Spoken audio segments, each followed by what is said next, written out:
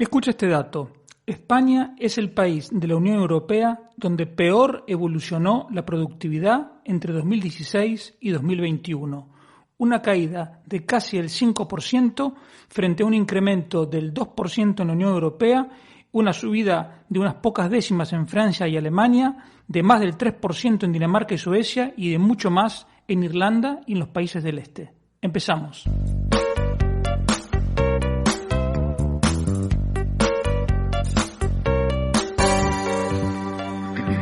Economía Hoy, con Diego Barceló. Hola, bienvenido a esta nueva edición de Economía Hoy, como siempre con la ayuda fundamental de Miguel Martínez en el control.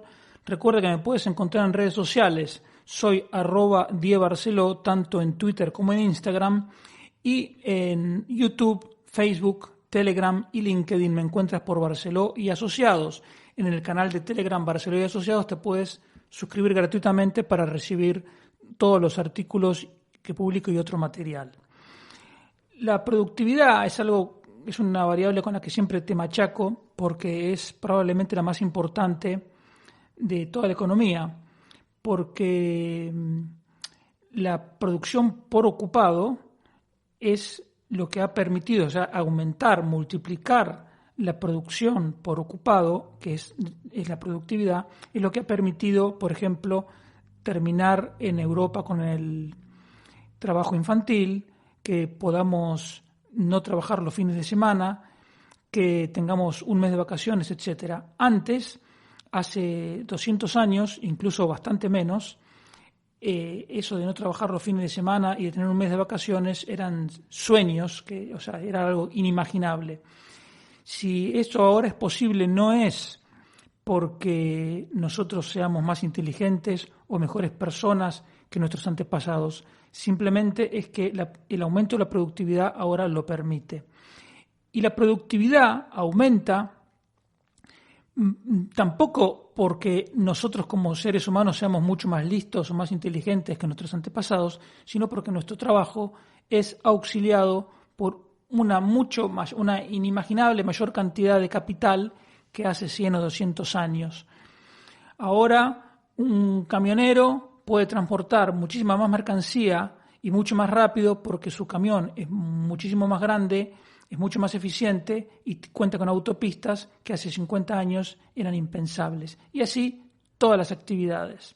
Por eso es muy importante fomentar la inversión y que invertir sea rentable, porque solo con inversión se mantiene y se aumenta el stock de capital, es decir, la cantidad de capital. Y solo en la medida que aumente la cantidad de capital podrá aumentar la productividad y, por lo tanto, los salarios. Si no, todo lo demás son cuentos chinos. Te voy a contar 3 noticias. Esta semana, la verdad que en el ámbito económico no hubo tantas noticias, pero lo primero que te quiero comentar es el análisis que hizo la AIREF. La AIREF es la Autoridad Independiente de Responsabilidad Fiscal. Fue una de las condiciones, su creación fue una de las condiciones que impuso la Comisión Europea cuando en tiempos de Rajoy dio un crédito de hasta 40.000 millones. No, en realidad el préstamo era mucho más, pero sí, se usaron, creo que, si mal no recuerdo, 40.000 millones para recapitalizar las cajas de ahorro donde políticos y sindicalistas habían hecho de las suyas y las habían dejado en situación de quiebra. Entonces, la misión de la AIREF, Autoridad Independiente de Responsabilidad Fiscal, es la de controlar las cuentas públicas. Es como un auditor de las cuentas públicas. La verdad que tampoco sirve para mucho, porque a pesar de la AIREF, Pedro Sánchez ha hecho lo que ha querido y sigue haciendo lo que quiere. Y no podemos olvidar que el primer director general de la AIREF fue nada menos que el actual ministro José Luis Escrivá, que como ministro hace cosas que hubiese rechazado como director de la AIREF, porque todas las medidas que ha tomado como ministro no han hecho más que empeorar la sostenibilidad de las cuentas públicas. Por lo tanto, la verdad, yo al principio pensé que iba a ser algo importante, algo relevante, en otros países existe, pero el socialismo tiene esa capacidad de destrozar cualquier buena idea, y esta de la AIREF es una de esas ideas que ha sido destrozada. Realmente hoy yo abogaría porque lo cierren, porque no tiene el menor sentido. Y ahora vas a ver por qué. Porque en referencia al cuadro macroeconómico que presenta el gobierno, viene a decir que es más o menos razonable. Pero donde yo quiero hacerte el comentario es en lo que se refiere a las cuentas públicas. Lo que viene a decir la AIREF es que si el déficit estructural se mantiene como hasta ahora, a partir del 2025 la deuda pública va a seguir subiendo y va a llegar hasta el 140% del PIB en el año 2040. Entonces dice que haciendo un esfuerzo pequeño, digamos, de una décima, de ajustar el déficit estructural en una décima por año, permitiría que en lugar de 140 sea 100% en el 2040, o sea que sea un poquito menos que ahora. Ahora ronda el 100, no te quiero mentir, el 118, está bajando un poco la proporción porque el PIB ha crecido. Pongamos 115, un poquito mejor que ahora, en el 2040. Y si se hiciera un esfuerzo un poco mayor, en el 2040 estaríamos en el 80% de deuda sobre PIB. Ahora, para el 2040 faltan 18 años. Y esta gente, como el Excel lo aguanta todo, hacen esas previsiones mecanicistas como si no hubiera problema, como si España pudiera llegar a tener 140% del PIB en deuda y como si los mercados siguieran financiando permanentemente al gobierno español. Esto solo que nos dice la AIREF es muy preocupante y lo remata con esta frase. Dice, una dinámica desfavorable de la ratio de la deuda bajo un escenario a políticas constantes. Esa es la jerga en la que hablan. Te lo repito porque es ininteligible. Dinámica desfavorable de la ratio de la deuda bajo un escenario a políticas constantes. Quiere decir que si seguimos como vamos, nos vamos a la mierda. O sea, para ser claro. Y que es urgente hacer algo. Entonces, cuando hacen esas cuentas de qué hacemos, dicen, bueno, si hacemos un pelín, dentro de 18 años vamos a estar apenas mejor que ahora. Si nos esforzamos un poquito más, a ver, ese poquito más son 3 décimas por año de ajuste de déficit. 3 décimas por año vendrían a ser entonces, unos 4.000 millones unos 4.000 millones de euros por año de ajuste de déficit, que si tú piensas que según el Instituto de Estudios Económicos se malgastan, se derrochan 60.000 millones de euros por año, pedirle al gobierno que ajuste 4.000 por año es de chiste. Pero estamos en manos de tales irresponsables, además de mentirosos y amorales, que aún ese esfuerzo pequeño parece mucho. Es como si tú a un gordo que pesa 150 kilos y se come 10 donuts por día, le dices, mira, en vez de 10 come 9 donuts por día. Entonces a lo mejor en 10 años baja 5 kilos. Bueno, Sánchez no está dispuesto ni a hacer eso. Y lo que dice la AIREF es eso, básicamente. Entonces, digamos, hasta ahí, digamos, podemos decir que lo de la AIREF es razonable. Está alertando de una cosa que, por otro lado, es evidente. Esto es como lo de los bancos centrales.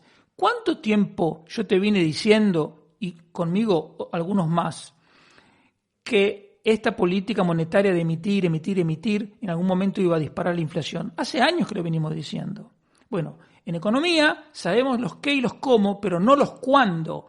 Entonces, que iba a venir la inflación, iba a venir. No sabíamos cuándo. Bueno, ya llegó. Y esto de la deuda pública es lo mismo. te vengo diciendo, ojo con la deuda pública, ojo con el déficit, ojo con la deuda, ojo con el déficit, y la AIREF hace lo mismo. Y algún día va a reventar, así de simple. Entonces dirán que es el capitalismo salvaje, que es la voracidad de los mercados, que es, no sé, lo que quieran decir. Ahora, lo increíble, porque, te repito, la AIREF está diciendo que hay que hacer algo, porque si no hacemos algo, la deuda se va a descontrolar. Bueno, a pesar de eso, le pusieron el toque progre, el toque perdonavidas, o sea, el toque... ¿Sabes qué pasa?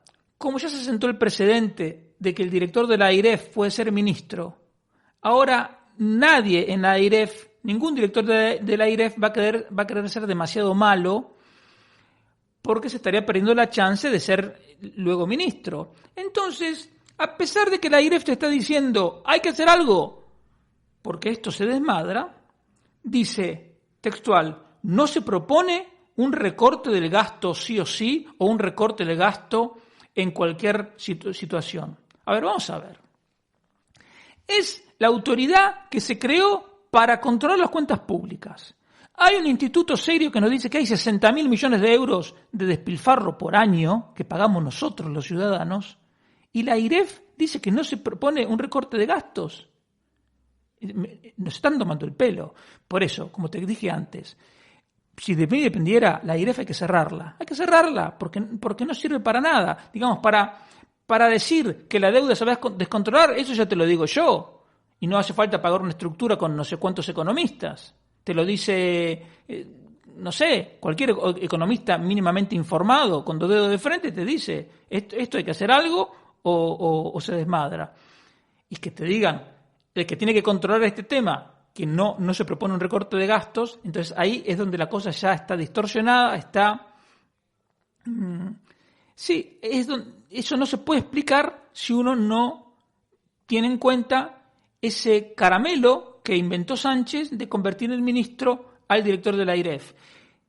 Si tuvieran mínimamente decencia y tuvieran mínimo interés en que esa entidad sirviera para algo, ya habría que hacer una ley que dijera que el director de la AIREF tiene prohibido ser ministro en los siguientes 20 años después de haber ocupado su cargo.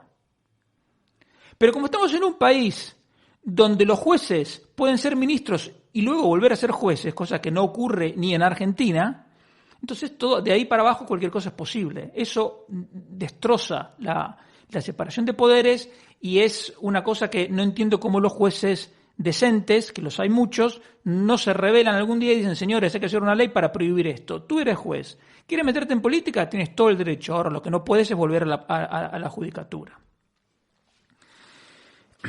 El otro tema que te quería mencionar es la subida de tipos de interés, pero desde otro ángulo.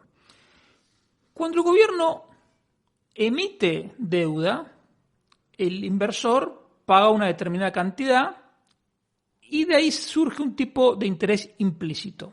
Luego, ese título que el gobierno ya vendió, ya colocó en el mercado, el que se lo compró el gobierno, a su vez lo puede vender. Entonces, todos los días, los bonos del gobierno se compran y venden en el mercado y cambia su cotización y por lo tanto cambia su tipo de interés implícito. Pero eso a las cuentas del gobierno no las impacta directamente porque el gobierno ya vendió el bono. Entonces, lo que te quería comentar es cómo están evolucionando los tipos en los bonos que coloca el gobierno, porque eso sí impacta directamente en las cuentas públicas. Te voy a dar dos ejemplos, porque hay bonos a 3 meses, 6, 9 meses, 2 años, 3 años, hay un montón. Yo te voy a dar dos nada más. Una es la de las letras a 9 meses. A principio de año se colocaban a menos 0,56. Es decir, que el gobierno ganaba más de medio punto porcentual, TAE, es decir, el equivalente anual. La última que se hizo esta semana, de letras a 9 meses, todavía fue a un tipo de interés negativo, pero fue 0,09%. O sea, el gobierno sigue haciendo negocio colocando esta deuda, pero apenas. de acá a unos días, la próxima que se haga en junio, ya va a ser positiva. Pero miremos los bonos a 5 años. El 5 de enero se hizo una subasta y se colocaron los bonos, perdón, los bonos a 5 años se colocaron a 0,12%. Es decir, el gobierno tenía que pagar intereses por el equivalente a 0,12% durante 5 años. Una cosa irrisoria. El 5 de mayo se hizo una nueva subasta y ya el gobierno tuvo que pagar un 1,39 por año. Es decir, de enero a mayo, el tipo de interés que tuvo que pagar el gobierno para para colocar los bonos a 5 años se multiplicó por 12. Pasó de 0,12 a 1,40 prácticamente. Se multiplicó por 12. Entonces, en este contexto, en el que los tipos de interés van a ir para arriba, porque ese 1,39 sigue siendo barato si tú lo miras en comparación histórica, esto depende a qué velocidad se haga, es decir, a qué velocidad aumenten los tipos de interés de mercado, cosa que no sabe nadie, y que el Banco Central Europeo no puede controlar. Entonces, depende a qué velocidad se haga o no, puede derivar en una crisis de deuda, porque tenemos mucha deuda, estamos gobernados por incompetentes y mentirosos además, y entonces la confianza es algo que se puede romper muy rápidamente. Hasta ahora no es que hubiera confianza en el gobierno de Sánchez y en el trío manirroto que conforma junto con María Jesús Montero y Nadia Calviño. La confianza era en el Banco Central Europeo, que seguía comprando la deuda. El Banco Central Europeo está comprando menos, pero sigue comprando. Ahora, cuando deje de comprar la deuda, vamos a ver cómo reacciona el mercado. Entonces, yo simplemente lo que te digo es, ojo con esto, porque la prima de riesgo ya está creciendo otra vez y puede seguir creciendo mucho más, y entonces otra vez los titulares dirán que los mercados, que la volatilidad, que la locura del mercado financiero, etcétera. Pero tú tienes que saber que el desmadre de los tipos de interés es culpa del Banco Central Europeo, como ya te vengo diciendo, y que la falta de confianza del mercado es absolutamente lógica porque nos está gobernando gente irresponsable que gastan como si no hubiera un mañana y han llevado, a pesar de que han llevado la presión tributaria a máximos, el déficit fiscal sigue siendo gigantesco. Entonces cualquier persona que ve eso dice, y esto va mal. Y tienes que saber también que el hecho de que el Banco Central Europeo deje de comprar deuda es algo bueno, es algo que ya tendría que haber dejado de hacer hace tiempo, porque para lo único que ha servido es para alentar a los irresponsables como Sánchez a que gasten. Y la tercera cosa que te quería comentar era el caso de los empresarios, no sé si llamarles llorones, o los empresarios que piden intervención estatal. Y te voy a dar 2 ejemplos, uno del sector público y otro del sector privado. Que un empresario, bueno, me corrijo, un empresario del sector público es como decir, no sé, es una contradicción en sí misma. O sea, no puede ser no puede haber un empresario en el sector público, porque el empresario se caracteriza por poner en juego su propio capital, y en el sector público tú eres el que gestiona el capital de otros, y si pierdes no pasa nada, a lo sumo te echarán con una jugosa indemnización, y además si eres del sector público compites en otras condiciones. En definitiva, me corrijo, no hay empresarios en el sector público, simplemente gestores. El gestor de Renfe, no me acuerdo su nombre, declaró en estos días, le pidió al gobierno que se acordara del proyecto de poner peajes en las autopistas y en todas las carreteras. ¿Por qué? 2 argumentos dio. Primero, para reducir las emisiones. Como no, las emisiones, el tótem ante el cual se mide la bondad de cualquier medida. Esto reduce las emisiones. Y segundo, para impulsar el tren. Es decir, un tipo que gestiona una empresa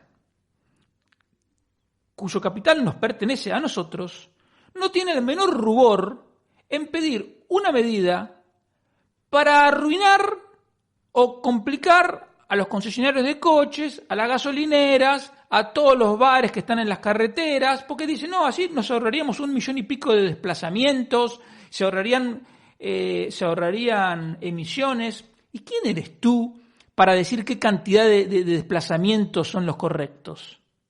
¿Quién eres tú para decidir si la gente tiene que ir en coche, autobús, avión o tren? A mí lo que me llama poderosamente la atención es que desde el Estado ya no hay el menor pudor, la menor vergüenza en seguir pidiendo el incremento del Estado. Y por eso ese es otro motivo para oponerse al gasto público y a cualquier cosa que tenga que ver con el Estado, porque el Estado se reproduce a sí mismo y siempre quiere avanzar. El burócrata siempre pide más presupuesto. ¿Tú conoces algún caso de un burócrata que diga que hay que recortar su presupuesto? Jamás. Siempre quieren más. Y ese más sale de nuestros bolsillos. Por lo tanto, el Estado hay que recortarlo porque se ha transformado en nuestro enemigo. Y casos como el de Renfe es un ejemplo. ¿Por qué? Porque tiene un director que quiere boicotear a las gasolineras y a todos los fabricantes de coches y a las empresas de autobuses. ¿Por qué? Porque se ha liberalizado un poquito la competencia en los trenes, entonces ahora Renfe, monopólica durante años, ahora conoce un poco lo que es tener un competidor, y el sector público está tan poco acostumbrado a competir que en cuanto tiene un poquito de competencia, lo único que se le ocurre es, no, mira, ponle un impuesto a los coches para que circulen menos por carretera y tengan que venir en tren. Entonces así me salvan los papeles y yo no sufro a pesar de tener competencia. Es realmente vergonzoso. Pero esta gente no tiene ni vergüenza. Esta gente tiene la cabeza como una croqueta porque no alcanzan a entender que nosotros, el sector público, es el que mantiene todo ese chiringuito. Y ellos, lejos de servirnos a nosotros, simplemente nos ven como una vaca a la cual se puede ordeñar. Entonces, es verdaderamente increíble. Ahora, el otro caso es más, creo que era de una asociación o de una patronal de turismo de Madrid, no estoy seguro. Pero el punto que se discutía era que hay otras ciudades importantes de Europa, como Milán, como Roma, como no sé si París, algunas que se mencionaron, cuyos ayuntamientos disponen de un presupuesto importante para la promoción turística de esas ciudades. Entonces, este empresario no tuvo mejor idea que proponer que se cobrara una tasa para constituir un fondo, y ese fondo se iba a gastar en acuerdo público-privado, una cosa que no me gusta nada, en promover la ciudad de Madrid. Es decir, un empresario pidiendo un impuesto para gastarlo en lo que a él le interesa. Es que no lo puedo creer. Un empresario siempre tiene que pedir la reducción de los impuestos para que el dinero quede en su bolsillo y que él haga lo que quiera. Y si considera que hay que promover más la ciudad de Madrid, en lugar de robarle a todos los vecinos un poco de dinero o a los turistas cobrándoles una tasa o lo que sea, se reúne con los otros empresarios del sector y dicen, muchachos, hay que promover Madrid para que venga más gente. ¿Cuántos están dispuestos a poner? Y crean ellos una asociación, ponen el dinero y promueven Madrid como les venga en gana. Pero ¿cómo un empresario va a pedir un impuesto, tasa o lo que sea para gastarlo en lo que a él le convenga? Hay que darse cuenta de que el Estado, una vez que te puso un impuesto que a ti te puede convenir circunstancialmente, luego te crea otro que te perjudica. ¿Cómo puedes pensar que te va a ayudar el Estado? El Estado te va a complicar, porque te complica en todo, te complica con los impuestos, te complica con las regulaciones, te complica con todo. No hay que pedirle ayuda al gobierno. Al gobierno hay que tenerlo. Escúchame, el gobierno no hace bien ni las cosas que tiene que hacer. O sea, la administración de justicia ¿es modélica? No, es un desastre. La seguridad ciudadana ¿es modélica? No, es un desastre. Entonces, ¿cómo le vamos a pedir más cosas al gobierno? Que el gobierno se ocupe de las cosas indispensables que tiene que hacer, que la haga de la manera más eficiente, que nos baje los impuestos, que deje de financiar chiringuitos, y jamás, por principio, jamás un empresario puede pedirle ayuda al gobierno. Lo que hay que pedirle al gobierno son dos cosas. Una, que no nos moleste, es decir, en forma de regulaciones, que no nos moleste. Dos, que nos baje los impuestos. Y luego a competir. No se puede caer en eso. Entonces, si uno tiene interés en hacer una promoción, se junta con los empresarios de su sector. Y si no están dispuestos a poner dinero, pues no se hace. En cualquier caso, te digo, si el gobierno te baja los impuestos, tú vas a tener más dinero para hacer promoción de tu empresa, y aunque los demás no quieran poner dinero para promover Madrid, a lo mejor a ti te va a ir mejor. Pero no confiemos en el gobierno porque, te repito, el gobierno hace mal incluso aquellas funciones indelegables que tiene que cumplir. Entonces, ¿cómo le vamos a pedir que se ocupe de promoción turística? Por favor.